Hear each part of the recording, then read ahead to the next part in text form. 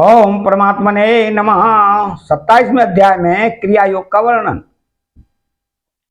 तो उद्धव जी ने पूछा, वे भक्तवत्सल श्री कृष्ण, जिस क्रिया योग का आश्रय लेकर जो भक्तजन जिस प्रकार से जिस उद्देश्य से आपकी अर्चा पूजा करते हैं, आप अपने उस आराधन रूप क्रिया योग का वर्णन कीजिए। देवर्षि नारद, भगवान व्यासदेव और आचार्य बृहस्पति आदि बड़े बड़े ऋषि मुनि ये बात बार बार कहते हैं, क्रिया योग के द्वारा आपकी आराधना ही मनुष्यों के परम कल्याण की साधना है।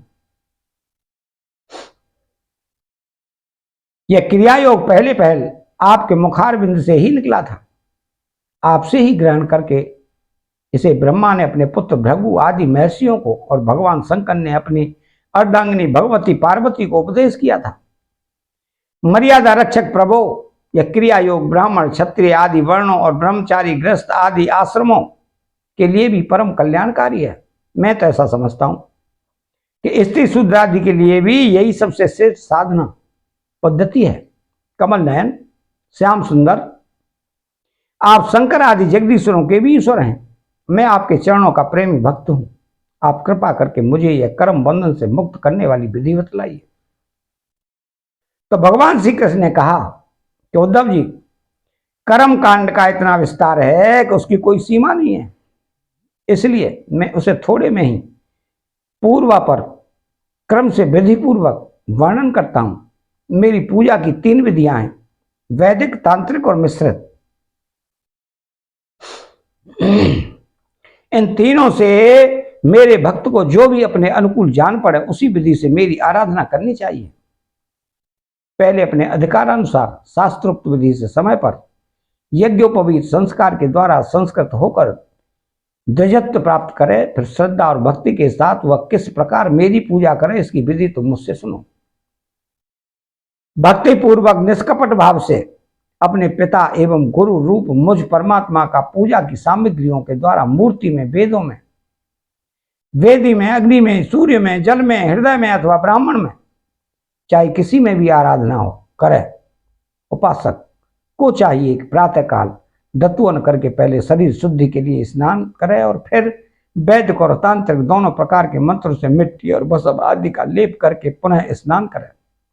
इसके पश्चात वेदोक्त संध्या वंदनादि नित्य कर्म करने चाहिए, जिसके बाद मेरी आराधना का भी सुदृढ़ संकल्प करके वैदिक और तांत्रिक विधियों से कर्म बंधनों से छुड़ाने वाली मेरी पूजा करें।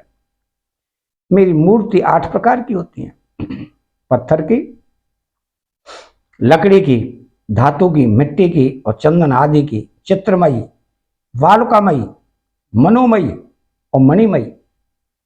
चल और अचल भेद से 2 प्रकार की प्रतिमा ही मुझ भगवान का मंदिर है। उद्धव जी, अचल प्रतिमा के पूजन में प्रतिदिन आवाहन और विसर्जन नहीं करना चाहिए। चल प्रतिमा के संबंध में विकल्प है, चाहे करे चाहे न करे, परंतु वालुकामयी प्रतिमा में तो आवाहन और विसर्जन प्रतिदिन करना ही चाहिए। मिट्टी और चंदन की तथा चित्रमयी प्रतिमाओं को स्नान न करावे, केवल मार्जन कर दे, परंतु और सबको स्नान कराना चाहिए। प्रसिद्ध पदार्थों से प्रतिमा आदि में मेरी पूजा की जाती है, परंतु जो निष्काम भक्त है वह अनायास प्राप्त पदार्थों से और भावना मात्र से ही हृदय में मेरी पूजा कर ले। उद्धव जी, स्नान, वस्त्र, आभूषण आदि तो पाषाण अथवा धातु की प्रतिमा के पूजन में ही उपयोगी है।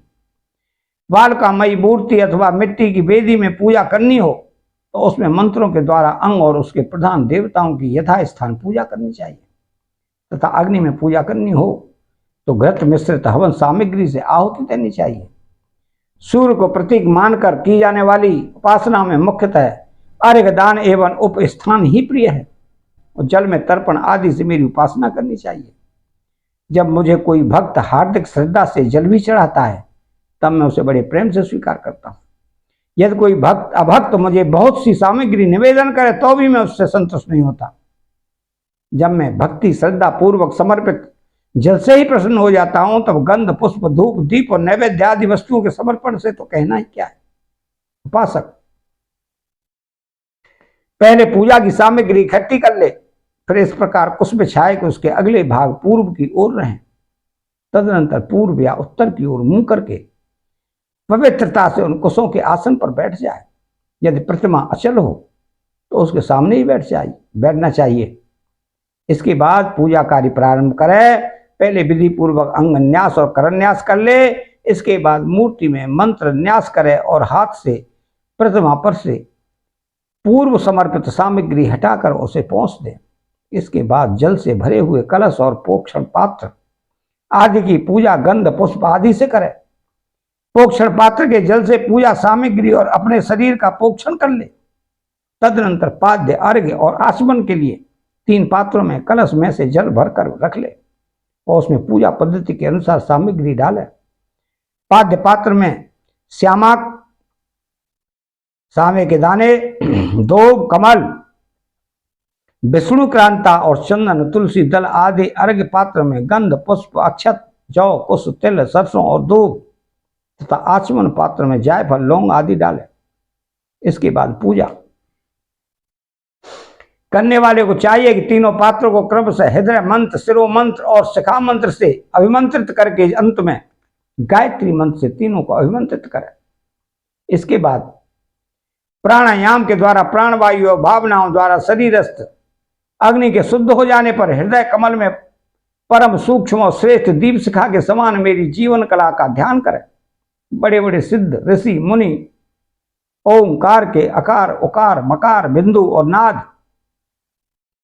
इन 5 कलाओं के अंत में उसी जीवन कला का ध्यान करते हैं। वह जीव कला आत्मस्वरूपणी है। जब उसके तेज से सारा अंतःकरण और शरीर भर जाए तो मानसिक उपचारों से मन ही मन उसकी पूजा करनी चाहिए। तदनंतर तन्मय होकर मेरा आवाहन करें, प्रतिमा आदि में स्थापना करें, फिर मंत्रों के द्वारा अंगन न्यास करके उसमें मेरी पूजा करें। उद्धव जी, मेरे आसन में धर्म और आदि गुणों और विमला आदि शक्तियों की भावना करें। अर्थात आसन के चारों कोनों में धर्म, ज्ञान, वैराग्य और ऐश्वर्य रूप 4 पाए हैं। अधर्म, अज्ञान, अवैराग्य, अनैश्वर्य, ये पटरियों की बनी हुई पीठ हैं। उस पर विमला, उत्कर्षणी, ज्ञान, क्रिया, योगा, प्रहनी, सत्या, ईशाना, अनुग्रह, ये 9 शक्तियां विराजमान हैं। उस आसन पर एक अष्टदल कमल है। उसकी कर्ण का अत्यंत प्रकाशमान है। पीली पीली केसरों की छटा निराली ही है। आसन के संबंध में ऐसी भावना करके पाद्य, आचमनीय और अर्घ्य आदि उपचार प्रस्तुत करें। तदनंतर भोग और मोक्ष की सिद्धि के लिए वैदिक और तांत्रिक विधि से मेरी पूजा करें। सुदर्शन चक्र, 5 जन्य शंख, कौमुद की गदा, खड्ग, बाण, धनुष, हल, मूसल, इन 8 आयुधों की पूजा 8 दिशाओं में करें और कौस्तुभ मणि, वैजंती माला तथा श्री वत्स चिन्ह की वक्ष स्थल पर यथा स्थान पूजा करें। नंद सुनंद, प्रचंड चंड, महाबल बल, कुमुद और कुमुदेक्षण, इन 8 पार्षदों की 8 दिशाओं में गरुड़ की सामने दुर्गा, विनायक, व्यास और विश्वक सैन की चारों कोनों में स्थापना करके पूजन करें। बाईं ओर गुरु की यथाक्रम पूर्वादि दिशाओं में इंद्रादि 8 लोकपालों की स्थापना करके प्रोक्षण, अर्घ्यान आदि क्रम से उनकी पूजा करनी चाहिए। प्रिय उद्धव, यदि सामर्थ्य हो तो प्रतिदिन चंदन, खस, कपूर, केसर और अर्गजा आदि सुगंधित वस्तुओं का सुवासित जल से मुझे स्नान कराए। उस समय सुवर्ण, धर्म इत्यादि, स्वर्ण, धर्मानुवाक, जितम, ते, पुंडरीकाक्षम इत्यादि महापुरुष विद्या, शीर्ष शीर्षा पुरुषः इत्यादि पुरुष सूक्त और इदम नरो नेमधिता हवंत इत्यादि मंत्रों, राजनादि, साम गाय का पाठ भी करना रहे। मेरा भक्त वस्त्र, यज्ञोपवीत, आभूषण, पत्र, माला, गंध और चंदनादि से प्रेम पूर्वक यथावत मेरा श्रृंगार करे। गंध और चंदनादि से प्रेम पूर्वक यथावत मेरा श्रृंगार करे। उपासक श्रद्धा के साथ मुझे पाद्य, आचमन, चंदन, पुष्प, अक्षत, धूप, दीप आदि सामग्रियां समर्पित करे। यदि हो सके तो गुड़, खीर, घृत, पूरी, पुए, लड्डू, हलवा, दही और दाल आदि विविध व्यंजनों का नैवेद्य लगाओ। भगवान के विग्रह को दत्वन कराए, उबटन लगाए, पंचामृत आदि से स्नान कराए, सुगंधित पदार्थों का लेप करे, दर्पण दिखाए, भोग लगाए और शक्ति हो तो प्रतिदिन अथवा पर्वों के अवसर पर नाचने गाने आदि का भी प्रबंध करे। उद्धव जी, तदनंतर पूजा के बाद शास्त्रोक्त विधि से बने हुए कुंड में अग्नि की स्थापना करे। वह कुंड मेखला गर्त वेदी से शोभायमान हो, उसमें हाथ की हवा से अग्नि प्रज्वलित करके उसका परिसमूहन करे, अर्थात उसे एकत्र कर दे। और वेदी चारों ओर कुशकंडिका करके, अर्थात चारों ओर 20-20 कुश बिछाकर मंत्र पढ़ता हुआ उन पर जल छिड़के। इसके बाद विधि पूर्वक समिधाओं का आधान पूर्वक अन्नदान कर्म करके अग्नि के उत्तर भाग में होमोपयोगी सामग्री रखे और प्रोक्षणी पात्र के जल से प्रोषण करे। तदनंतर अग्नि में मेरा इस प्रकार ध्यान करे, मेरी मूर्ति तपाए हुए सोने के समान दम दम दमक रही है, रोम रोम से शांति की वर्षा हो रही है, लंबी और विशाल 4 भुजाएं शोभायमान हैं, उनमें शंख चक्र गदा पद्म विराजमान है, कमल के केसर के समान पीला पीला वस्त्र फहरा रहा है, सिर पर मुकुट, कलाइयों में कंगन, कमर में करदनी, बाहों में बाजूबंद झलमिला रहे हैं, वक्ष स्थल पर श्रीवत्स का चिन्ह है, गले में कौस्तुभमणि जगमगा रही है, घुटनों तक वनमाला लटक रही है। अग्नि में मेरी इस मूर्ति का ध्यान करके पूजा करनी चाहिए। इसके बाद सूखी समिधाओं को घृत में डुबोकर आहुति दे और आज्य भाग और आधार नामक 2-2 आहुतियों से और भी हवन करें। तदनंतर घी से भिगोकर अन्य हवन सामग्रियों से आहुति दे। इसके बाद अपने इष्ट मंत्र से अथवा ओम नमो नारायणाय इस अष्टाचार मंत्र से अपना पुरुष सूत्र के 16 मंत्रों से हवन करें। बुद्धिमान पुरुष को चाहिए कि धर्मादि देवताओं के लिए भी विधि पूर्वक मंत्रों से हवन करे और स्विष्टकृत आहुति भी दे। इस प्रकार अग्नि में अंतर्यामी रूप से स्थित भगवान की पूजा करके उन्हें नमस्कार करे। नंद सुनंद आदि पार्षदों को 8 दिशाओं में हवन कर्मांग बलि दे। तदनंतर प्रतिमा के सम्मुख बैठकर पद्म स्वरूप भगवान नारायण का स्मरण करें और भगवत स्वरूप मूल मंत्र ओम नमो नारायण का जप करें। इसके बाद भगवान को आचमन कराए और उनका प्रसाद विष्णु सैन को निवेदन करें। इसके पश्चात अपने इष्ट देव की सेवा में सुगंधित तांबूल आदि मुखवास उपस्थित करें तथा पुष्पांजलि समर्पित करें। मेरी लीलाओं को गावे, उनका वर्णन करें और मेरी ही लीलाओं का अभिनय करें। यह सब करते समय प्रेमो उन्मंत होकर नाचने लगे। मेरी लीला कथाएं स्वयं करे और दूसरों को सुनावे।